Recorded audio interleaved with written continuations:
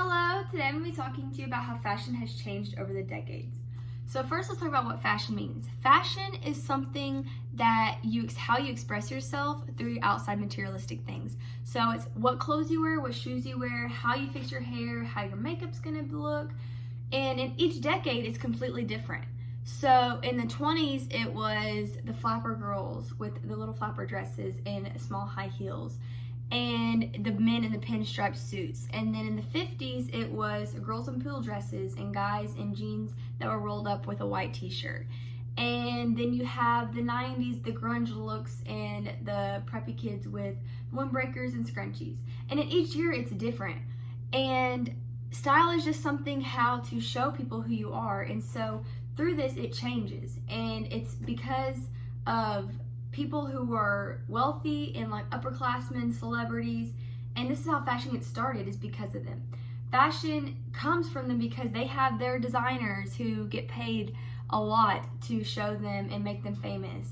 And us lower class and middle classmen, how we get our fashion is we look at magazines, TV shows, we listen to their music, or we just look them up on the internet, or however we can get to them. We look at their fashion and we're like, oh, we want to duplicate what they do. So brands who are smaller, like Forever 21 or any other brand, they look at them and list them for a lower price.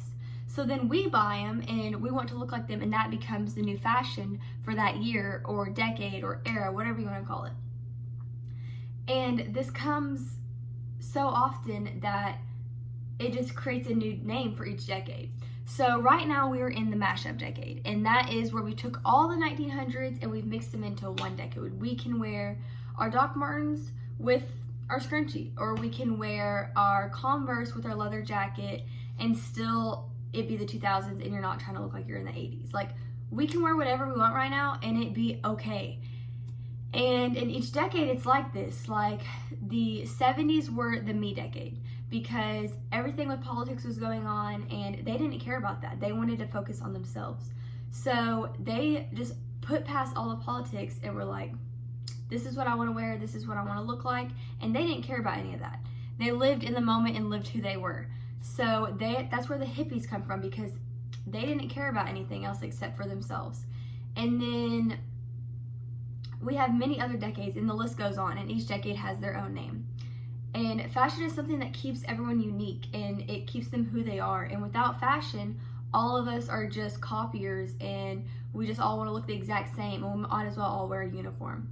So throughout all these years, it just changes and changes and changes, but it keeps us everyone who they are.